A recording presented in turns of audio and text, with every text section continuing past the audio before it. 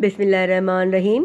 हिक थांव में अधु किलो ॿाकरो गोश्त विझी उन में पाणी विझंदासूं।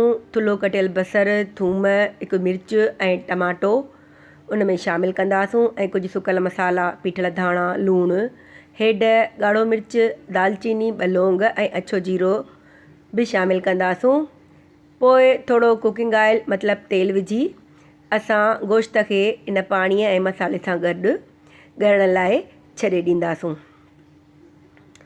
जॾहिं गोश्त पाणी सुकाए ऐं तेल ते अचे त पोइ हिन गोश्त खे असां चङी तरह भुञंदासूं, जीअं चङी तरह मसाला ऐं गोश्त सुठो भुॼी वञे। पोइ थोरो पाणी ॿीहर विझी ॿियो दफ़ो विझी वरी गोश्त खे थोरो अञा ॻरण लाइ छॾे ॾींदासूं।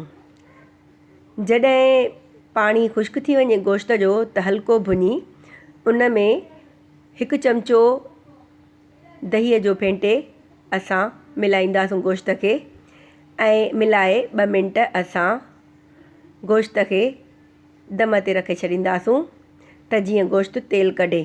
जॾहिं गोश्त तेल कढे त उन जे मथां हल्को गरम मसालो विझी असां गोश्त खे लाहे प्लेट में रखंदासूं।